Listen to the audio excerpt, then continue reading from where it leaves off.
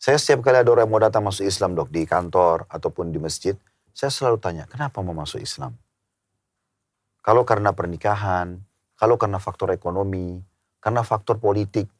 Misalnya Indonesia ini kena mayoritas muslim supaya dia merasa aman. Misal contoh, walaupun alhamdulillah tidak ada apa-apa di sini. Tapi contoh saja. Maka semua ini saya tepis. Karena ada juga yang datang dok, dia sudah bawa pasangannya, masuk Islam supaya mau menikah. Maka saya bilang, jangan karena ini. Karena agama itu panduan hidup. Oh, Pak Ustadz tidak sarankan seperti itu? Tidak disarankan. Saya suruh ubah dulu niatnya. Oh. Jadi masuk Islam jangan karena pernikahan. Masuk Islam jangan karena sekedar suka. Masuk Islam jangan hanya sekedar ekonomi. Karena Islam ini agama. Dia menjadi panduan hidup setelah itu. Setelah masuk Islam nih, makanannya, minumannya, pakaiannya, pendapatannya, pergaulan semua diatur sama Islam. Mana halal boleh, mana yang haram tidak boleh. Kan begitu? Oke. Harus dari dalam hati ya? Iya, jadi kapan gagal pernikahan itu tidak mengganggu dia. Kapan dia tidak berhasil dapat proyek itu tidak mengganggu dia. Oke. Nah, itu prinsip dasar dulu.